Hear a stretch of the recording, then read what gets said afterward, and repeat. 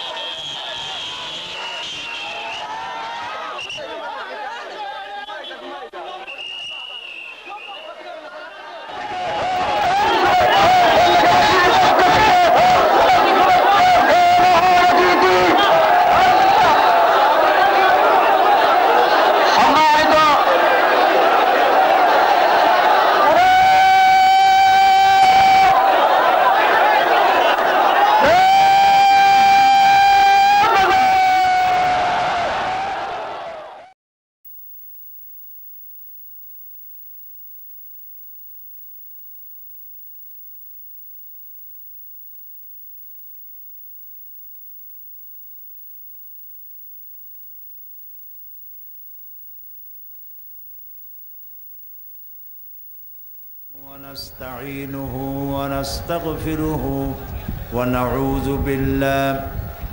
ونعوذ بالله من شرور أنفسنا ومن سيئات أعمالنا من يهد الله فلا مضل له ومن يضلل فلا هادي له ونشهد أن لا إله إلا الله وحده لا شريك له ونشهد أن سيدنا وحبيبنا ومولانا محمدا عبده ورسوله الذي أرسله بالحق بشيرا ونذيرا وداعيا إلى الله بإذنه وسراجا منيرا فقد قال الله تعالى في كلامه المجيد وفرقانه الحميد أعوذ بالله من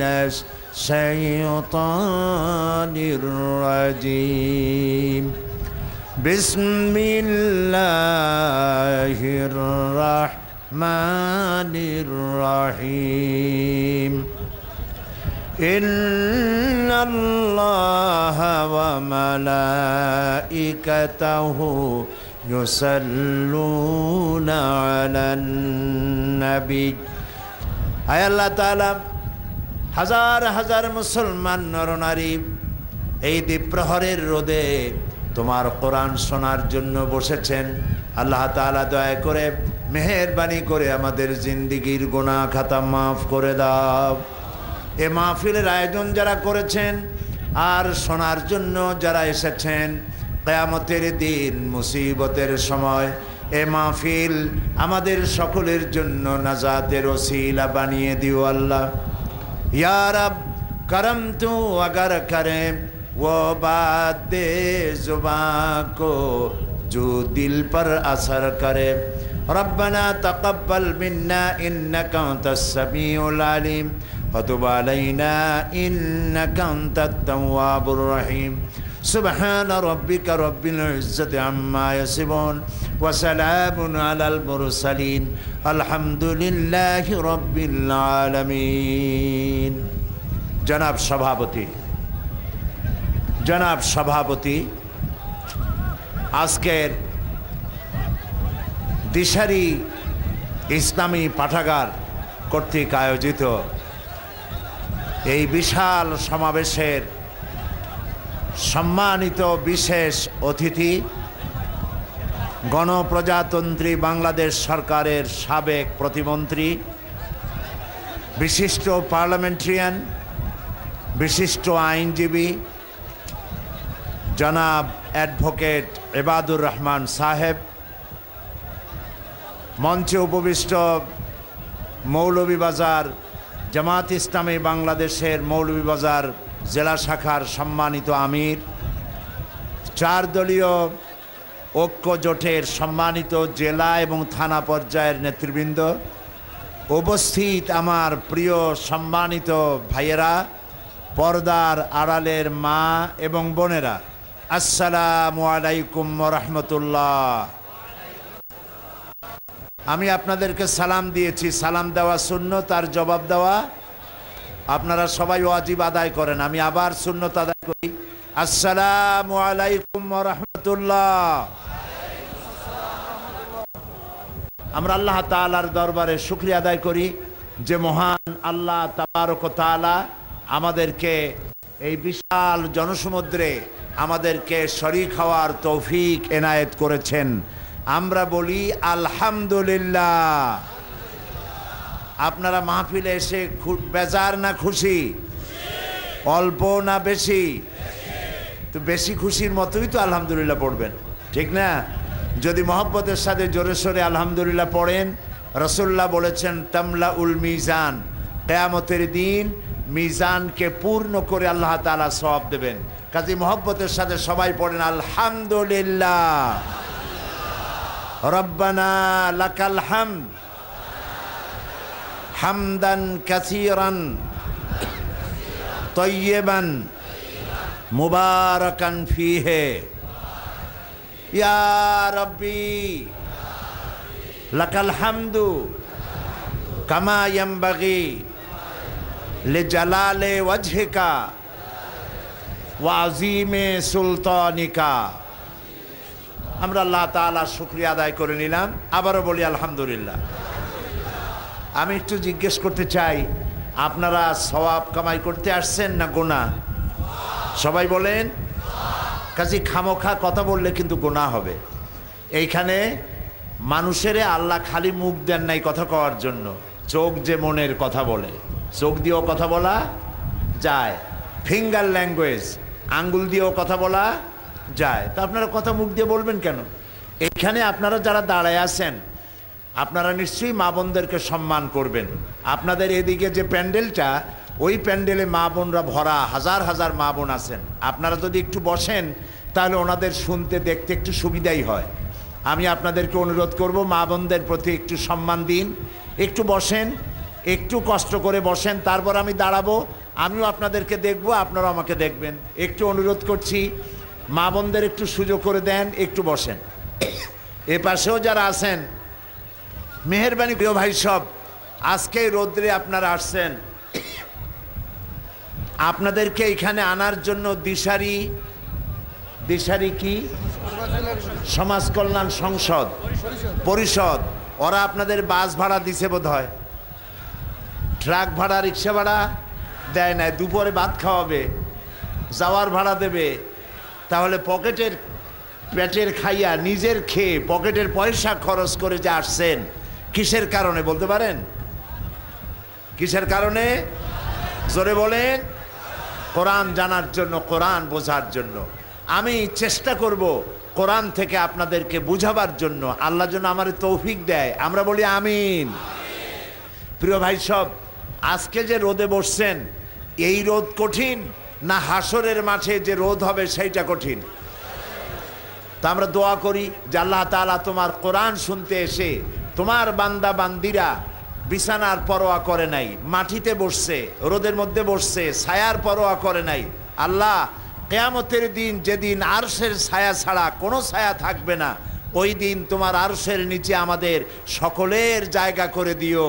জোরে বলেন আমিন।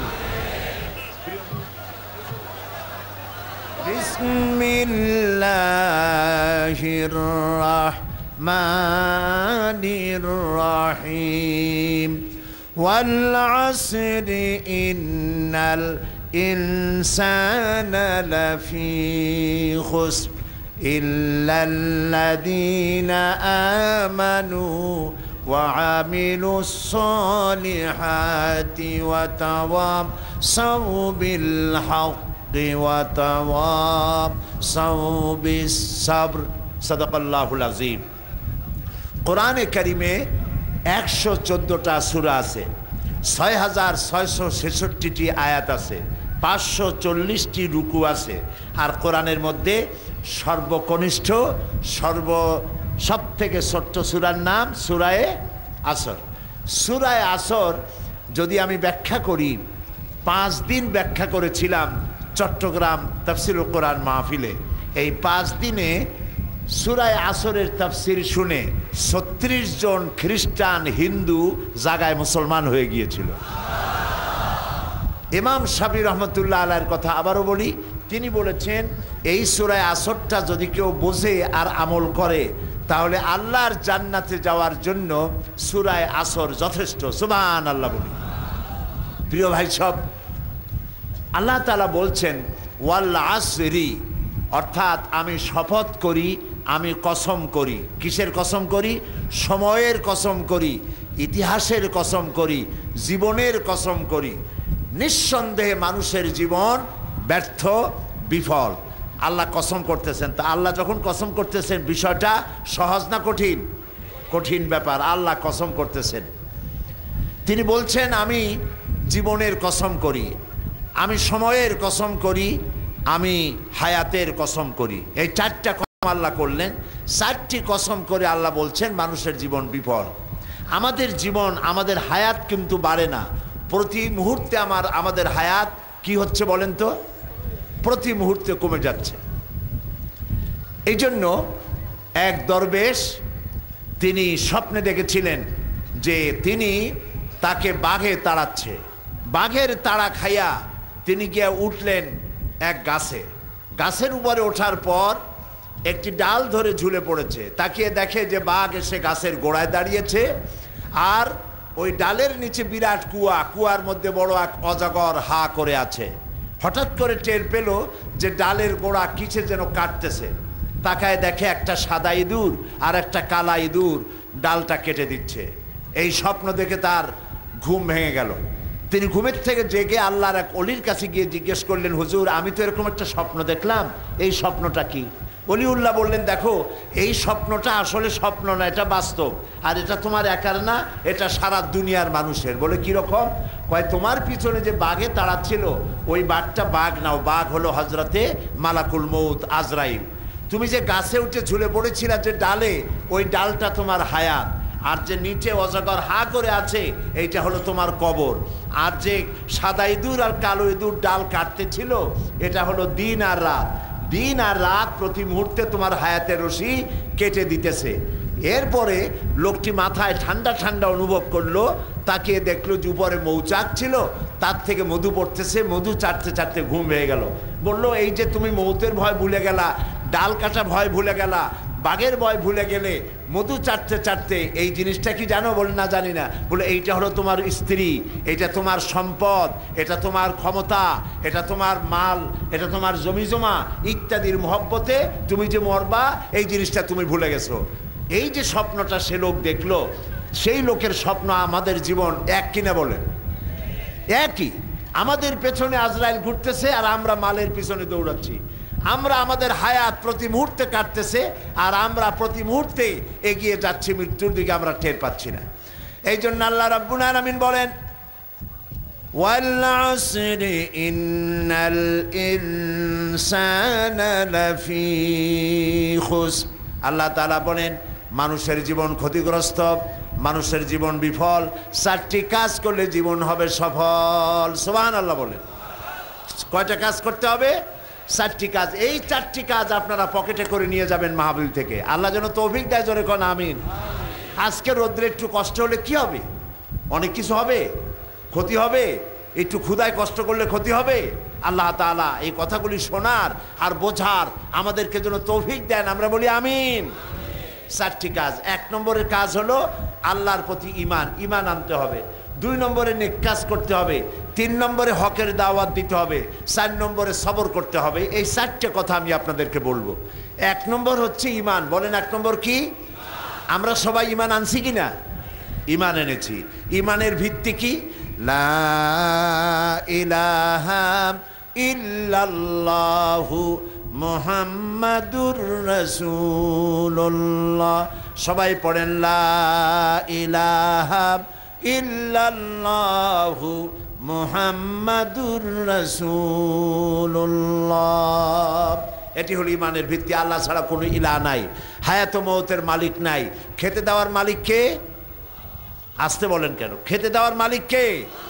পড়তে দেওয়ার মালিক কে? হায়াতের মালিক কে? মওতের মালিক কে? সন্তান দেওয়ার মালিক কে, সন্তান না দেওয়ার মালিক কে? এই কথা কি আমরা বুঝি? বুঝি না? বুঝি না।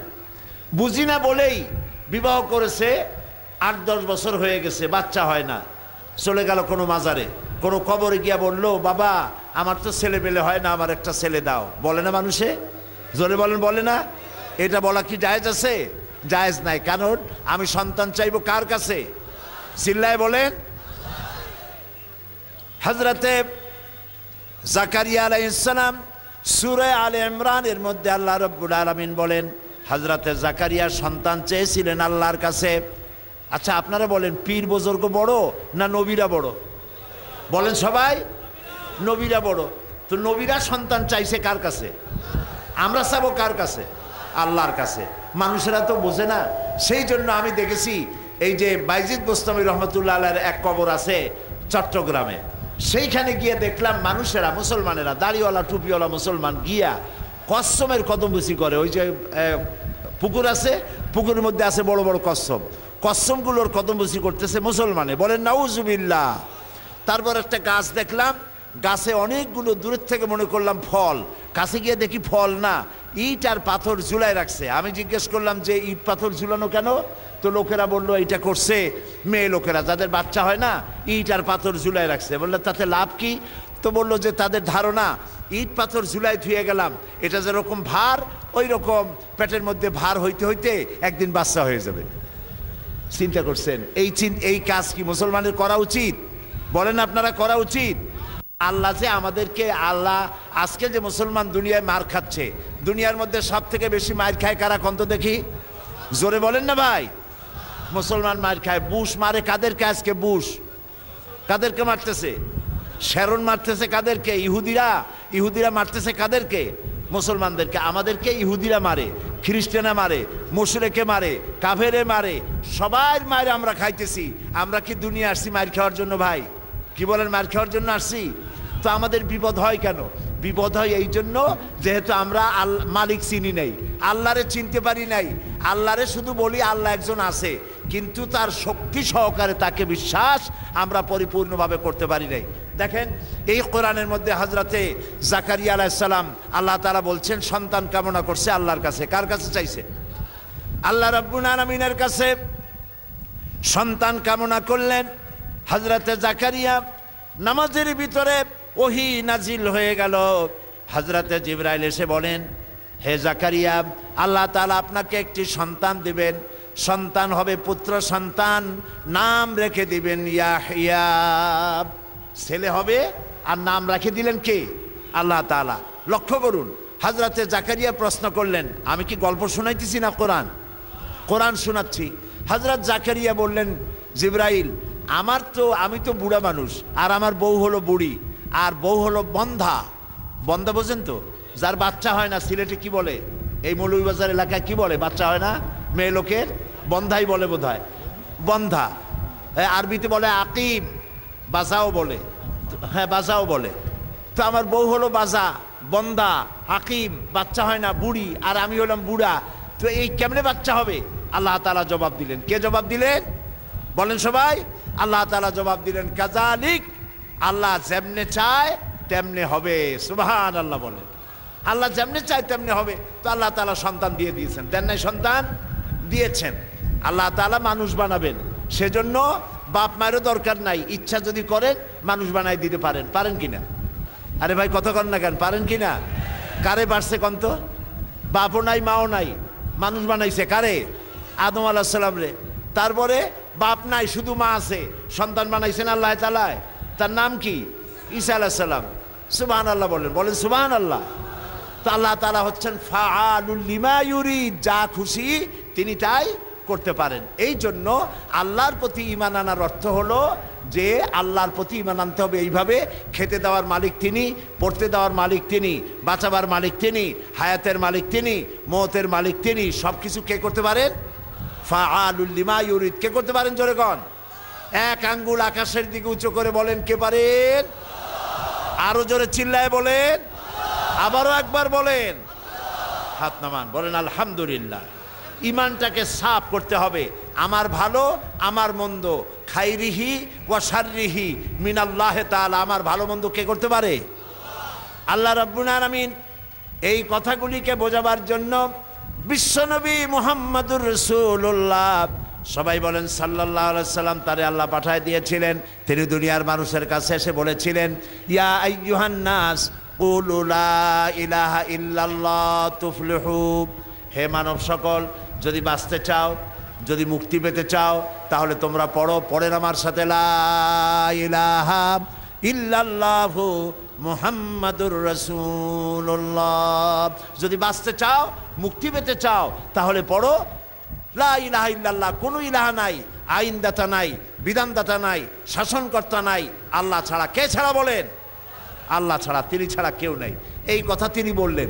নবী করিম সাল্লাল্লাহু আলাইহি ওয়াসাল্লাম পৃথিবীতে এমন আল্লাহ তাআলা এমন করে তাকে পাঠালেন, তাকে সব থেকে বড় মর্যাদা দিলেন। তার থেকে আমরা যার উম্মত, আমাদের তো মার খাওয়ার কথা না। এত বড় নবী, এত বড় ব্যক্তিত্ব আকাশের নিচে জমিনের উপরে আর নাই। সুবহানাল্লাহ বলেন।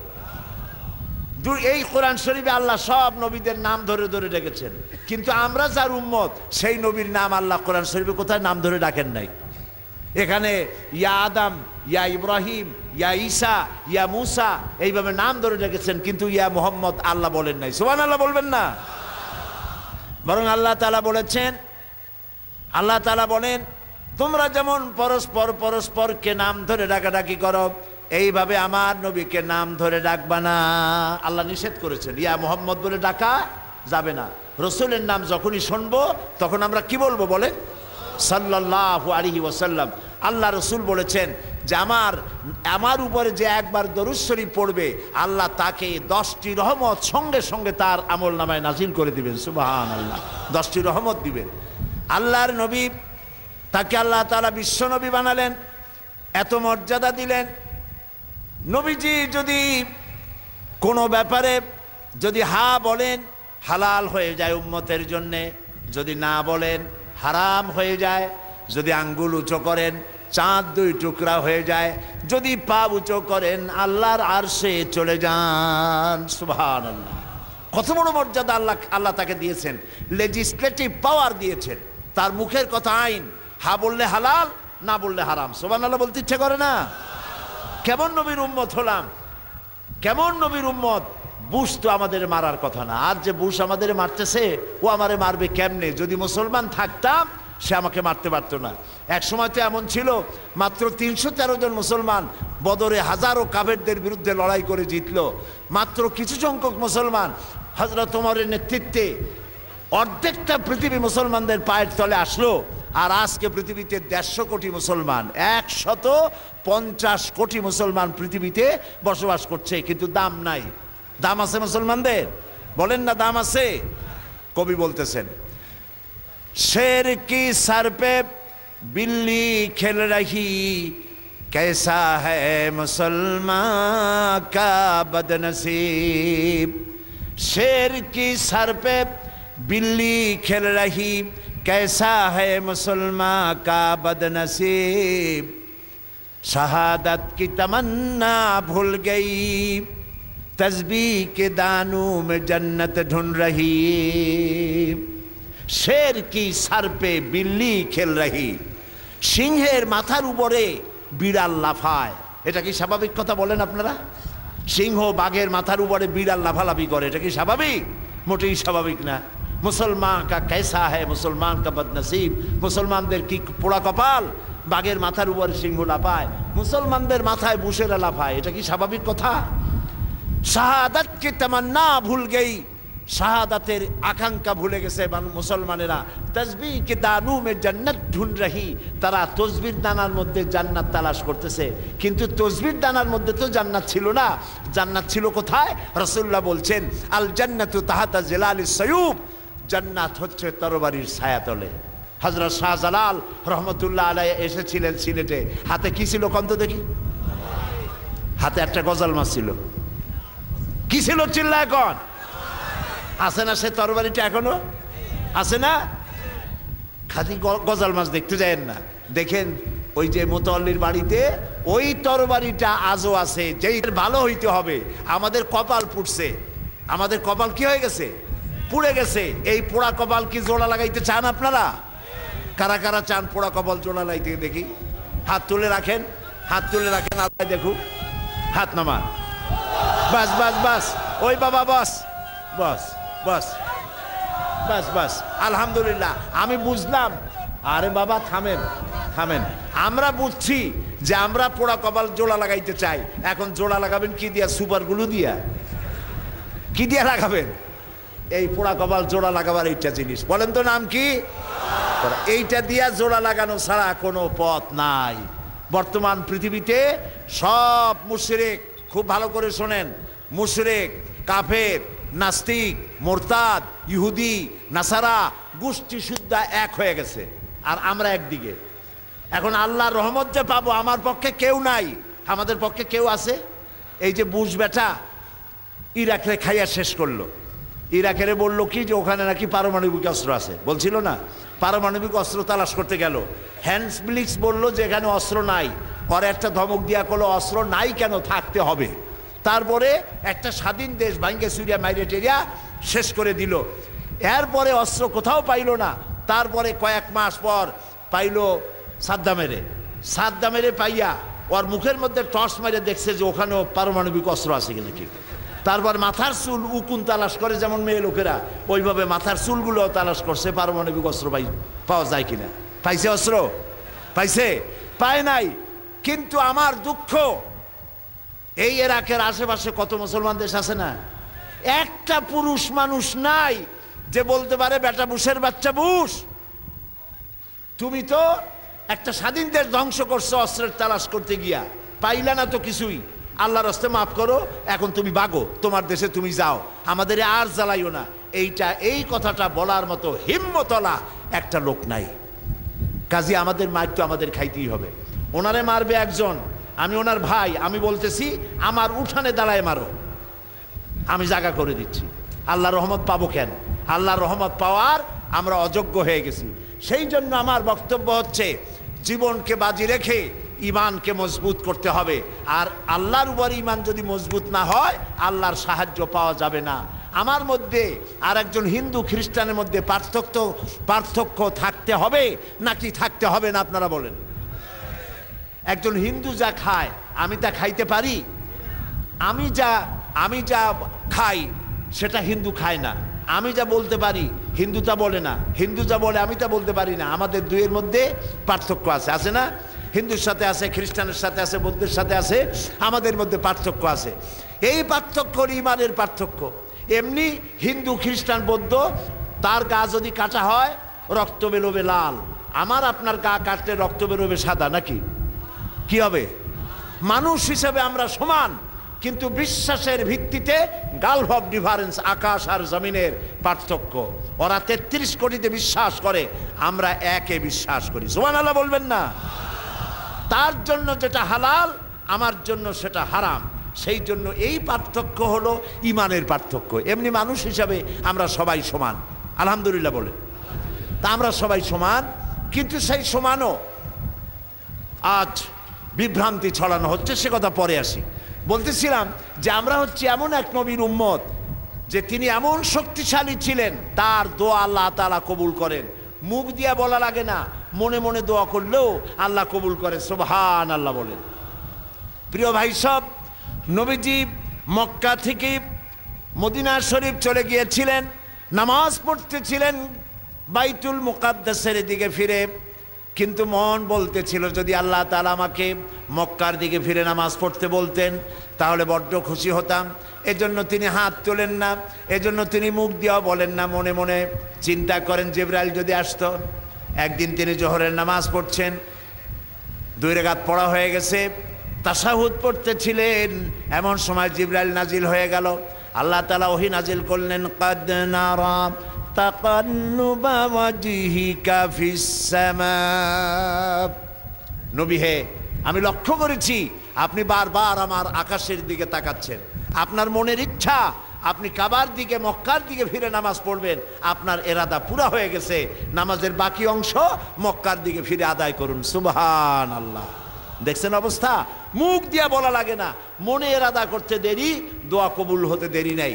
হাদিস শরীফ এসেছে, রাসূলের কাছে হযরতে আবু হুরায়রা রাদিয়াল্লাহু তাআলা আনহু, তিনি রাতের বেলায় এসে কাঁদতেছিলেন রাসূলের সামনে।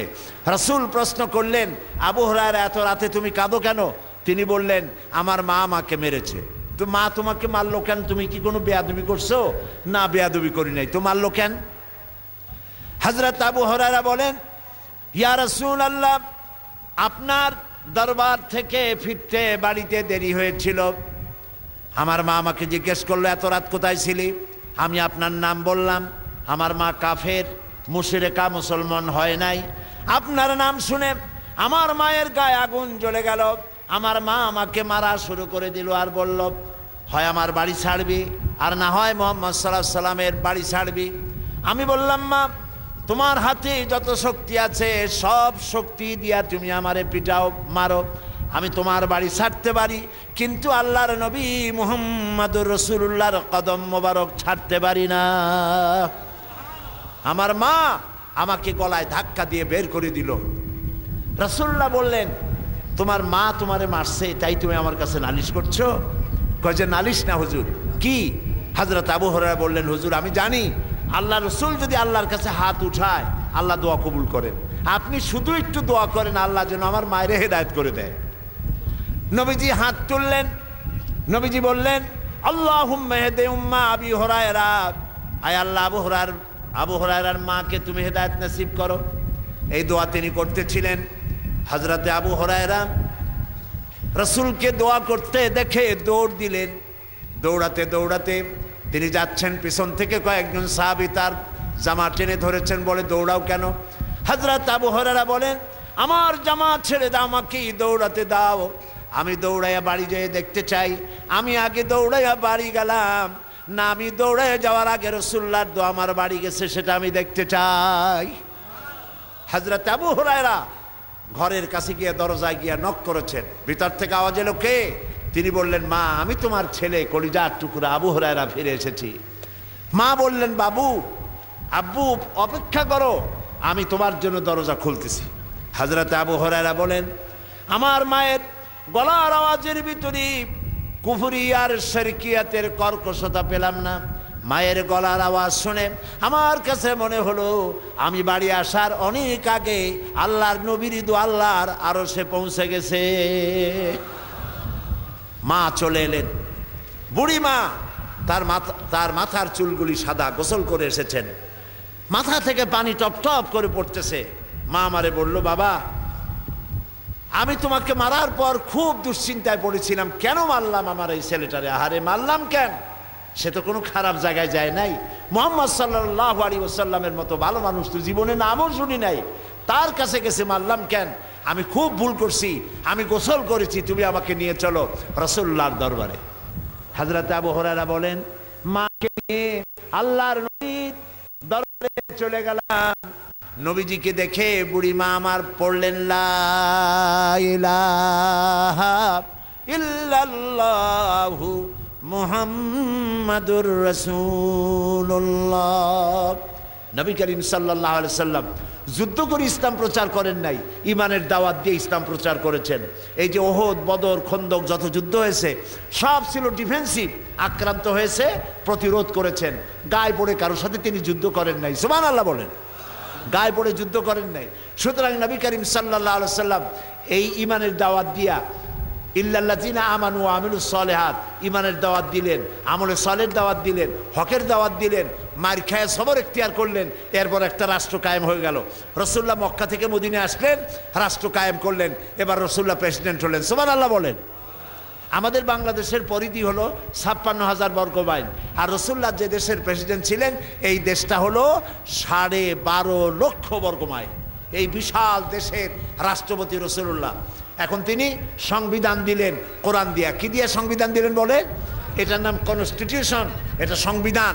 চুরি বন্ধ হয়ে গেছে, ডাকাতি বন্ধ হয়েছে, জিনা বন্ধ হয়েছে, হত্যা বন্ধ হয়েছে, ধর্ষণ বন্ধ হয়েছে, মানুষের ঘরে খাবার পৌঁছে গেছে, এখন আর কেউ না খাইয়ে থাকে না। সুবহানাল্লাহ বলেন। আরে ভাই সুবহানাল্লাহ বলতে ইচ্ছে করে না? খাওয়া পড়া, শিক্ষা, চিকিৎসা, বাসস্থানের গ্যারান্টি দিচ্ছেন রাসূলুল্লাহ। হযরত আয়েশা বলেন, রাসূলের স্ত্রীদের ঘরে মাসের পর মাস চলে গেছে, ঘরে খাবার নাই, চুলায় আগুন জ্বলে নাই, কিন্তু মানুষের ঘরে ঘরে খাবার পৌঁছে গেছে, খাবারের অভাব কারো হয় নাই। বৃদ্ধরা ভাতা পেয়েছেন, বয়স্করা ভাতা পেয়েছেন, শিশুরা দুধের পয়সা পেয়েছে, মা পয়সা পেয়েছেন, ঘরের দরজা খুলে সুযোগ পেয়ে গেছে লোকেরা ঘুমাবার। আল্লাহ তাআলা বলছেন ইসলামের যখন বিজয় আসবে, ইযা জা নাসরুল্লাহি ওয়াল ফাতহু ওয়া রাআইতান নাসা ইয়াদখুলুনা ফি দীনিল্লাহি আফওয়াজা, যখন দেখতে পাবে ইসলামের বিজয় এসেছে, তখন চতুর্দিক থেকে লোকেরা দলে দলে ইসলামে গ্রহণ করবে, ইসলামে প্রবেশ করবে। তাই হলো, চতুর্দিক থেকে মুসলমানরা আসতে লাগলো। রাসূলুল্লাহর ইন্তেকালের আগ মুহূর্তে দেখা গেল পুরা জাজিরাতুল আরবের মধ্যে আর কাফের ছিল না, সব পড়েছে। পড়েন আমার সাথে, লা ইলাহা ইল্লাল্লাহু মুহাম্মাদুর রাসূলুল্লাহ। তখন যারা ক্ষমতায় ছিলেন, ক্ষমতায় থেকে রাষ্ট্রের মাল তারা পেট ভরতেন না। এখন তো দেখা যায় দেশে দেশে যারা ক্ষমতায় যায় আখের গুছায়। যেমন দেখেন, এই যে টিয়ারের গম আসে, কাবিখার গম আসে, অবকাঠামো নির্মাণের জন্য টাকা আসে, সবগুলি টাকা যদি রাস্তায় খরচ করা হইতো, বিল্ডিংয়ে খরচ করা হইতো, পুল কালভার্টে খরচ করা হইতো, তাহলে স্বাধীনতার পর এই 32 বছরে বাংলাদেশে এমন কোন একটা রাস্তা থাকতো না যে রাস্তায় নতুন করে একটা ইট দেওয়া লাগে। এই কথা সত্য না মিথ্যা বলেন? এটা মিথ্যা না সত্য বলেন? তাহলে আজ দেখা যাচ্ছে মানুষের চরিত্র নাই, ওই ইমানের অভাব ঘটেছে। হযরত ওমর রাদিয়াল্লাহু তাআলা আনহু, খলিফা, রাষ্ট্রপ্রধান, প্রেসিডেন্ট, তিনি বলছেন যে আমার ক্ষমতার সময় যদি ফোরাতের কূলে একটি কুকুর ছানাও যদি না খেয়ে মারা যায়, আমি ওমরকে আল্লাহর দরবারে কিয়ামতে আসামি হতে হবে। সুবহানাল্লাহ বলেন। হযরত ওমর রাতের বেলায় সবাই ঘুমাচ্ছেন, হযরত ওমরের ঘুম নাই। তিনি ঘুম থেকে জেগে রাত্রিবেলায় ঘুরে ঘুরে বেড়াচ্ছেন কে কি অবস্থায় আছে। ঘুরতে ঘুরতে দেখেন একটা তাঁবুর মধ্যে আলো জ্বলতেছে আর কান্নার আওয়াজ।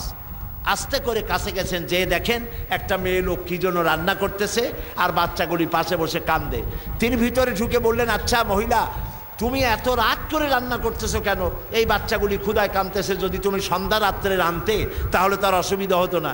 মেয়ে লোকটি বলছে, পথিক, আমি তো তোমারই চিনি না, তুমি তো আমার এইভাবে শাসন করতে পারো না। এই যে বাচ্চা ছেলেপেলেগুলি আর আমরা মদিনার লোক না, পার্শ্ববর্তী দেশ থেকে আসছি মদিনা গভর্নমেন্টের কাছ থেকে সাহায্য নেওয়ার জন্য। ভিড়ের কারণে খলিফার কাছে যাইতে পারি নাই। আমার ছেলেগুলি 2-3 দিন না খাওয়া, আর এই যে হাড়ি, ওর মধ্যে কোনো গোশত না, পানি আর পাথর দিয়ে নাড়াচাড়া করতেছি যাতে বাচ্চারা বোঝে যে গোশত রান্না করতেছি। বলেছি যে একটু অপেক্ষা করো, রান্না হইলে খাইতে পারবা।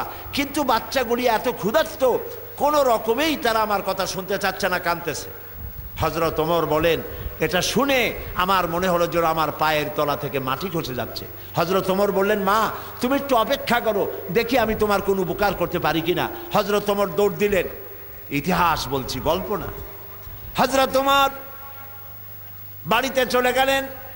বৃদ্ধ হযরত আসলামকে ডাকলেন, বললেন, আসলাম বস্তা নিয়ে আসো, বাইতুল মালের দরজা খোলো, বস্তার ভিতরে আটা ঢুকাও, পেঁয়াজ ঢুকাও, তরি তরকারি ঢুকাও।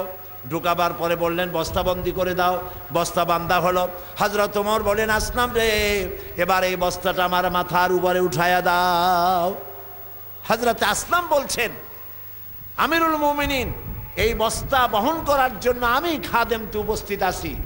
হযরত ওমর বললেন, না, আজকের বোঝা আমার মাথায় উঠাও, কারণ কিয়ামতে তোমাকে আসামি বানানো হবে না। যে দৃশ্য আমি দেখে এসেছি কিয়ামতের দিন, এজন্য আল্লাহ আমাকে আসামি বানাবেন।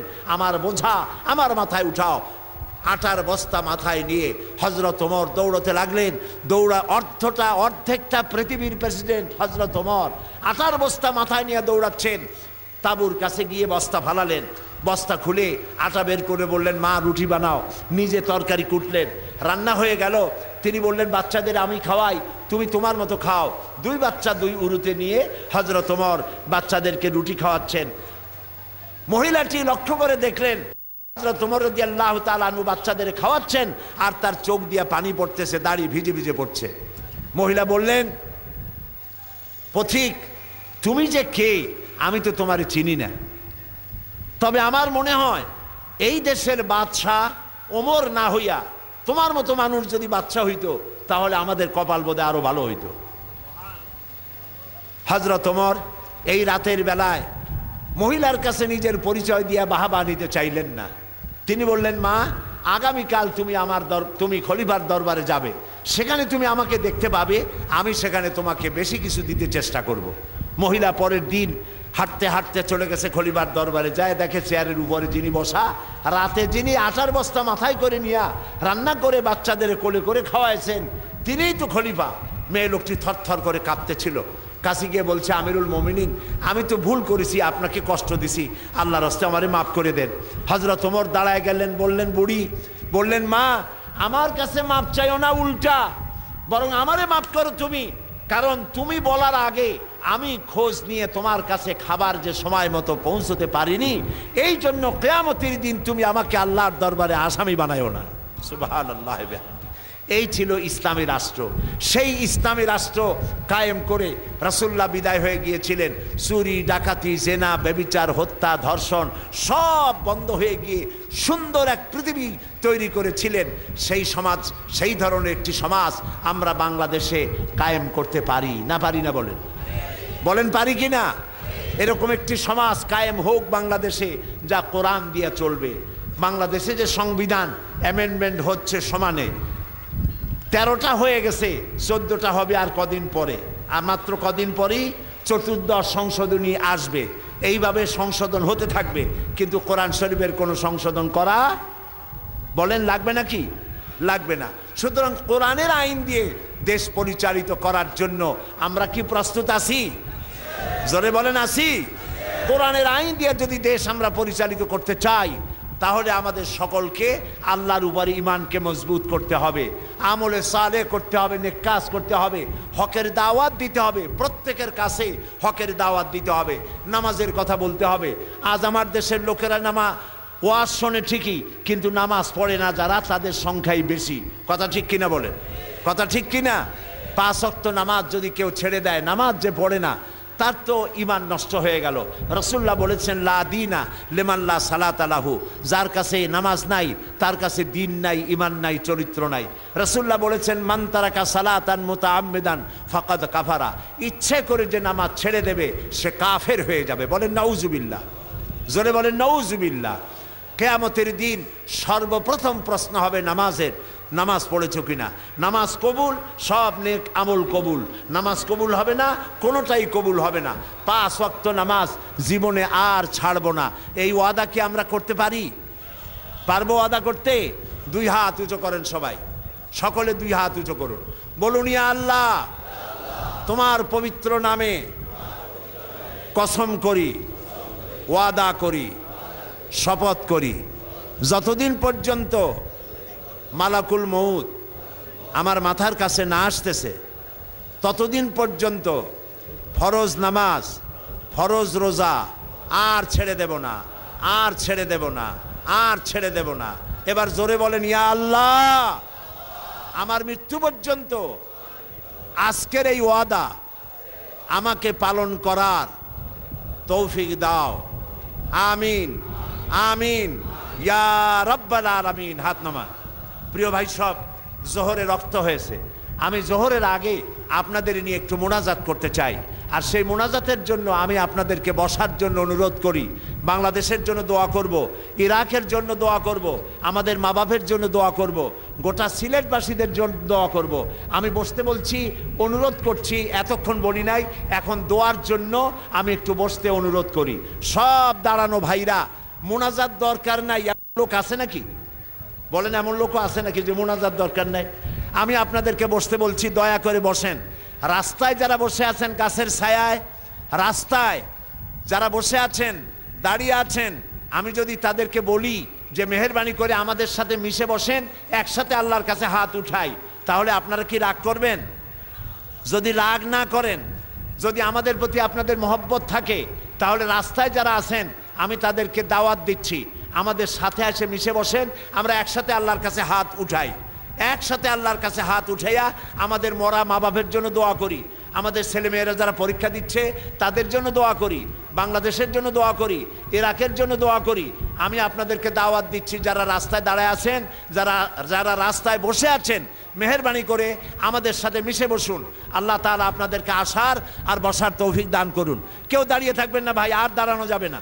আমি মোনাজাতের কথা বলছি, মোনাজাত করব, সবাইকে বসতে বলছি। আমরা আল্লাহর কাছে দোয়া করব, সবাই মিলে দোয়া করব।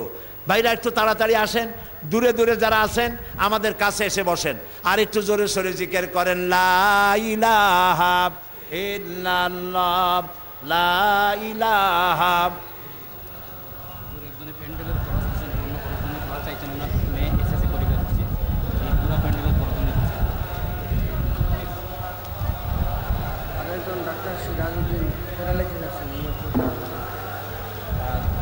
এলাকাবাসী অনেকে দোয়া চাইছে, প্লিজ সবার জন্য দোয়া করবেন। খাস করে আমি গুনাহগারের জন্য জি মজিলউদ্দিন। প্রিয় ভাই সব, মা বোনেরা বহু কষ্ট করে এসেছেন, আমি আপনাদের নিয়ে দোয়া করব। রাসূলুল্লাহ বলেছেন, আল মারআতু ইজা সাল্লাত খামসাহা ওয়া সামাত শাহরাহা ওয়া আহসানাত ফারজাহা ওয়া আতাআত বালাহা।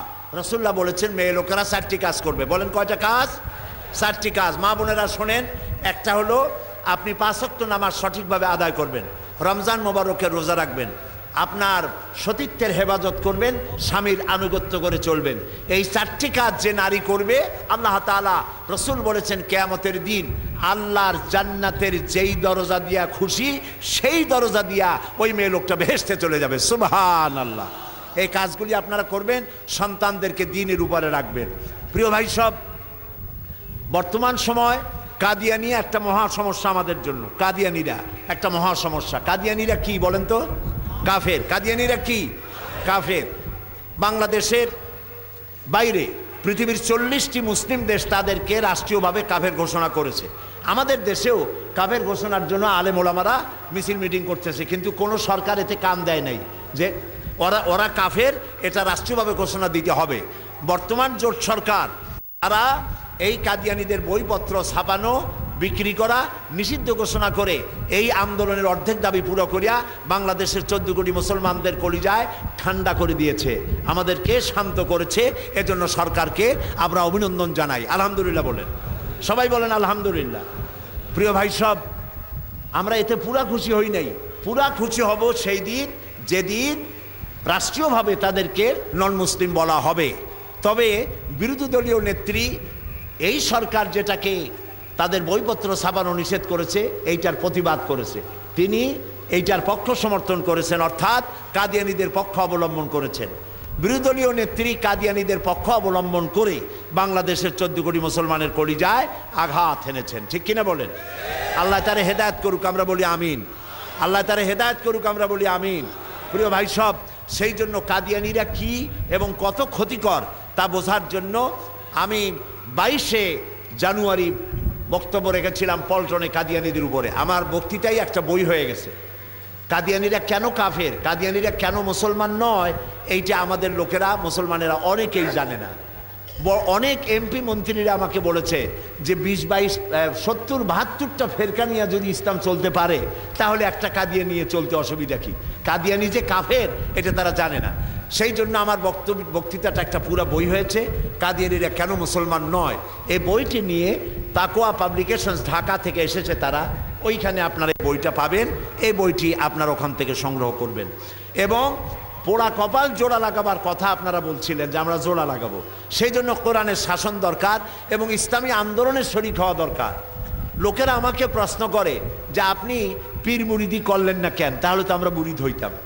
অনেকে বলে, সিলেটে বহুবার আমাকে বলেছে যে পীর মুরিদি করেন, আমরা মুরিদ হই। শুধু সিলেট না, বাংলাদেশে বহু জায়গায় বলেছে যে পীর মুরিদি করেন না কেন। আমি করতেও পারি, কারণ আমার আব্বা এবং আমার চাচা দুজনই ফুরফুরার হযরত মাওলানা আবু বকর সিদ্দিকী রহমতুল্লাহ আলাইহির খলিফা ছিলেন। হাজার হাজার মুরিদ তাদের আছে। কয়ে পীর মুরিদি করলেন না কেন, আর এত ইসলামী দল থাকতে আপনি জামাত ইসলামী করেন কেন, এই প্রশ্ন করলো। তা আমি এই প্রশ্নের জবাব দিতে দিতে শেষ পর্যন্ত বই লিখলাম, আমি কেন জামাত ইসলামী করি। এটা একটি বই, 250 পৃষ্ঠার বই। যারা আমাদের বিরুদ্ধে কথা বলেন যে জামাত ইসলামীর লোকেরা পয়গম্বর মানে না, নবীদেরকে গাইল দেয়, সাহাবীদের মানে না, সাহাবীদের গাইল দেয়, দাড়ি রাখে না, টুপি পরে না, কত কিছু বলে। তো আমি তো জামাত ইসলামী করি, আমার পা থেকে মাথা পর্যন্ত দেখেন, এখানে কোনো সুন্নতের অভাব আছে? আমি সাহাবীদের বিরুদ্ধে কিছু বলছি জীবনেও? 40 বছর কোরআনের তাফসীর করতেছি আলহামদুলিল্লাহ। কত বছর? টানা 40 বছর। আমার হাজার হাজার লাখ ক্যাসেট সারা পৃথিবীতে ছড়ায় আছে। নবীদের গাল দিছি, সাহাবীদের গাল দিছি, আছে কিছু এরকম? নাই। সুতরাং এই বইটি আমি কেন জামাত ইসলামী করি, এই বইটি ওইখানে আছে, এই বইটিও নেবেন। আর কাদিয়ানীদের ব্যাপারেও, তাফসীরের ব্যাপারে বহুত বইপত্র আছে, আপনারা এই বইপত্র সংগ্রহ করে নেবেন। আল্লাহ তাআলা এসব বইপত্র আপনাদেরকে সংগ্রহ করার তৌফিক দান করুন। ইসলামী আন্দোলনের সাথে শরিক না হলে আমরা পরিপূর্ণ রূপে দিন কায়েম করতে পারবো না। এই জন্য কোরআন এর শাসন যদি চাই, তাহলে কোরআন প্রতিষ্ঠার আন্দোলন যারা করে তাদের সাথে আমাদেরকে একত্র হতে হবে। আল্লাহ যেন সেই তৌফিক আমাদেরকে দান করেন। আমরা বলি আমিন, সবাই বলি আমিন। প্রিয় ভাই সব, আমার তো সময় কম, অনেক কাজ করতে হয়। শোল গজাল তো একসাথে ধরা যায় না, দুইটা ধরতে গেলে একটাও ধরা যায় না। একদিকে পার্লামেন্ট, একদিকে আমার প্রিয় সংগঠন, আর একদিকে আমার নির্বাচনী এলাকা, আর একদিকে ওয়াজ মাহফিল, তাফসীর মাহফিল, সব মিলাইতে পারি না। সেই জন্য মাহফিল কিছু কমাই দিতে হয়েছে। এখন কমাই দিয়েছি বলে সব জায়গায় যাইতে পারি না। নিতে হলে হেলিকপ্টারে নিতে হয়, প্লেনে আনতে হয়, খরচ বেড়ে যায়। তো হেলিকপ্টারে আনতে গিয়ে অনেক খরচ হয়েছে। এই খরচ দিয়েছেন লন্ডনের প্রবাসী এক ভাই, আপনাদের এলাকায় বাড়ি, জনাব মজির মিয়া সাহেব, মজিরুদ্দিন সাহেব, তিনি এটা খরচ বহন করেছেন। আপনারা দোয়া করেন আল্লাহ তাআলা যেন তার রুজিতে বরকত দান করেন।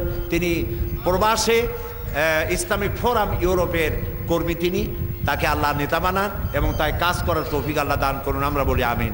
এই যে বিরাট প্যান্ডেল, এই প্যান্ডেলের খরচও একজনে দিয়েছেন। কি নাম তার? নাম কি? প্যান্ডেলের খরচে দিয়েছেন মজিরুদ্দিন। মাইকের খরচ দিয়েছেন 20,000 টাকা। একজনে মাইকের খরচ দিয়েছেন, একজনে প্যান্ডেলের দিয়েছে, আলহামদুলিল্লাহ বলি। সুতরাং এই ধরনের কাজ যারা, প্যান্ডেলের খরচ দিয়েছে জনাব আব্দুল সামাদ সাহেব, আল্লাহ তাকেও মঞ্জুর করুন। আমরা বলি আমিন। প্রিয় ভাই সব, এই সব অনেকেই দোয়া চেয়েছেন, মা বোনদের জন্য দোয়া করব, সবার জন্য দোয়া করব। সর্বশেষ কথা হলো আমার এই যে আমরা যতক্ষণ ইসলাম না বুঝবো ততদিন আমাদের শান্তি হবে না। কোরআন শরীফের তাফসীর পড়তে হবে, একদিন শুনলে হবে না। এই তাফসীরটা বাংলা ভাষায় আছে, যে তাফসীরটা পড়লে ইসলাম ভালো করে বোঝা যাবে, তাফসীরের নাম তাফহিমুল কোরআন। নামটা কি বলেন তো? নামটা মুখস্থ করেন, নামটা তাফহিমুল কোরআন। বাংলা ভাষায় পাওয়া যায়, আপনারা কিনবেন। এখানে বোধহয় আছে, যাওয়ার সময় যাদের কাছে টাকা আছে, অনেক বইপত্র ঢাকা থেকে তারা নিয়ে আসছে, আপনারা মেহেরবানি করে বইপত্রগুলো কিনে নিয়ে যাবেন। আর এইখানে মোনাজাতের পরপরই আজান হবে, আজানের পর যাদের উজু আছে সব এখানে দাঁড়ায় যাবেন। আমরা জোহরের নামাজটা এখানে জামাতে আদায় করব। আল্লাহ যেন তৌফিক দেয়। আল্লাহুম্মা আমিন। রব্বানা যালামনা আনফুসানা ওয়া ইন লাম তাগফির লানা ওয়া তারহামনা লানাকুনান্না মিনাল খাসিরিন। আয় আল্লাহ তাআলা, হাজার হাজার মুসলমান নরনারী দীর্ঘক্ষণ কষ্ট করে তোমার বান্দা বান্দিরা এই মাহফিলে বসে তোমার দ্বীনের কথা শুনেছেন। আল্লাহ তাআলা রৌদ্রের মধ্যে, বিছানা নাই, প্রখর রৌদ্রের মধ্যে বসে বসে তোমার দ্বীনের কথা শুনেছেন। পকেটের পয়সা খরচ করে এসেছেন, পায়ে হেঁটে এসেছেন। আল্লাহ তাআলা দয়া করে আমাদের জিন্দেগির সকল গুনাহ মাফ করে দাও রব্বুল আলামিন। আমাদের মধ্য থেকে আমাদের মা বাপ যদি দুনিয়া থেকে বিদায় হয়ে গেছে, আমাদের মা বাপের কবরগুলিকে জান্নাতের টুকরা বানায়া দাও। রব্বির হামহুমা কামা রব্বায়ানি সগীরা। সবাই পড়েন রব্বির হামহুমা কামা রব্বায়ানি সগীরা। আল্লাহ তাআলা আমাদের দাদা দাদি, নানা নানি, আত্মীয় স্বজন যার যা মারা গেছে প্রত্যেকের রুহের পরে আল্লাহ তুমি সওয়াব পৌঁছায় দাও রব্বুল আলামিন। মা বোনেরা বহু কষ্ট করে দূর দারাজ থেকে এসেছেন, মা বোনদের জিন্দেগির সকল গুনাহ মাফ করে দাও রব্বুল আলামিন। মা বোনদের অসুখ বিসুখ মাফ করে দাও, নিঃসন্তানীকে সন্তান দান করে দাও। মা বোনদের এমন জীবন যাপনের তৌফিক দাও যাতে করে হযরত আয়েশা, হযরত খাদিজার সঙ্গে হাসর নসিব হয়ে যায়। আল্লাহ তাআলা, এখানে বহু যুবকেরা এসেছেন। আল্লাহ তাআলা, যৌবনকালে গুনাহ করা খুবই স্বাভাবিক। আমরা তাদের মুরব্বী হিসেবে আমরা দোয়া করি, যত যুবক এখানে এসেছে আল্লাহ সব যুবকদের গুনাহ আল্লাহ তুমি দয়া করে মাফ করে দাও। আল্লাহ তাআলা যুবকদেরকে ইসলামী আন্দোলনের, কোরআনের শাসন প্রতিষ্ঠার আন্দোলনে শরীক হওয়ার তৌফিক দিয়ে দাও রব্বুল আলামিন। আয় আল্লাহ তাআলা, এই মাহফিলে যারা খরচ দিয়েছেন, টাকা পয়সা খরচ করেছে, আল্লাহ তাআলা তুমি দয়া করে তাদের প্রতি তাদের কামাই রুজিতে বরকত দান করে দাও। আল্লাহ তাআলা তুমি তাকায় দেখো, তুমি আরশে আজিম থেকে তাকায় দেখো তোমার বান্দা বান্দিরা কিভাবে বসছে আসামির মতো। আল্লাহ তাআলা দুনিয়ার কোনো স্বার্থ নিয়ে বসে নাই, শুধু তোমাকে পাওয়ার আশায় বসছে। আল্লাহ তাআলা এই মাহফিল থেকে গুনাহ নিয়ে কেউ যেন বাড়ি না যায়, সবাইরে তুমি মাফ করে দাও। আল্লাহ প্রত্যেকের রুজিতে তুমি বরকত দিয়ে দাও। আল্লাহ তাআলা সিলেটের লোকেরা, বৃহত্তর সিলেটের লোকেরা, মৌলভীবাজার, হবিগঞ্জ, সুনামগঞ্জ, বৃহত্তর সিলেটের লোকেরা বেশিরভাগ বিদেশে থাকে। যারা বিদেশে আছেন আল্লাহ তাদেরকে সুস্থ রাখো, ভালো রাখো। আল্লাহ তাআলা তাদেরকে ঈমানের সাথে রাখো রব্বুল আলামিন। আমাদের প্রিয় জন্মভূমি বাংলাদেশের উপরে তোমার রহমত নাজিল করো। যারা এই দেশটাকে ক্রমান্বয়ে নৈরাজ্যের দিকে ঠেলে দিতে চায়, যারা প্রত্যেক দিন মারামারি করে, হরতাল দিয়া নানান রকমের অশান্তি সৃষ্টি করে দেশটাকে অশান্তির দিকে ঠেলে দিতে চায়, আল্লাহ তাআলা তুমি তাদের হাত থেকে দেশটাকে রক্ষা করো। আল্লাহ তাআলা তুমি আমাদের ইরাককে, আল্লাহ তাআলা আমেরিকার জুলুম থেকে ইরাককে তুমি হেফাজত করো, কাশ্মীরকে মুক্ত করো, প্যালেস্টাইনকে ইহুদি মুক্ত করে দাও। আল্লাহ তাআলা যিনি প্যান্ডেলের টাকা দিয়েছিলেন তার চাচি ইন্তেকাল করেছেন, আল্লাহ তাআলা তুমি তাকে জান্নাত নসিব করে দাও রব্বুল আলামিন।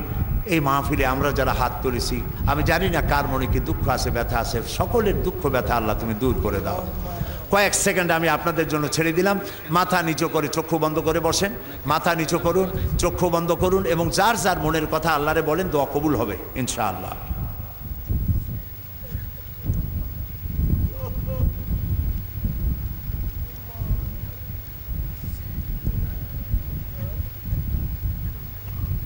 আয় আল্লাহ, তোমার বান্দা বান্দিরা মনে মনে যে যা চাইলেন, কাউকে তুমি খালি হাতে আজকে ফেরত দিও না। আল্লাহুম্মা লা তারুদ্দানা খায়িবিন, আল্লাহুম্মা লা তারুদ্দানা খায়িবিন। আল্লাহ তাআলা একেবারে কিছু না দিয়ে খালি হাতে আমাদেরকে ফেরত দিও না। রব্বানা তাকাব্বাল মিন্না ইন্নাকা আনতাস সামিউল আলিম ওয়া তুব আলাইনা ইন্নাকা আনতাত তাওয়াবুর রহিম। সুবহান রাব্বিকা রাব্বিল ইজ্জাতি আম্মা ইয়াসিফুন ওয়া সালামুন আলাল মুরসালিন ওয়ালহামদুলিল্লাহি রাব্বিল আলামিন। ওয়া জাআল আখিরা কালামিনা ইনদাল মাউত লা ইলাহা ইল্লাল্লাহু মুহাম্মাদুর রাসূলুল্লাহ। আসসালামু আলাইকুম ওয়া রাহমাতুল্লাহ।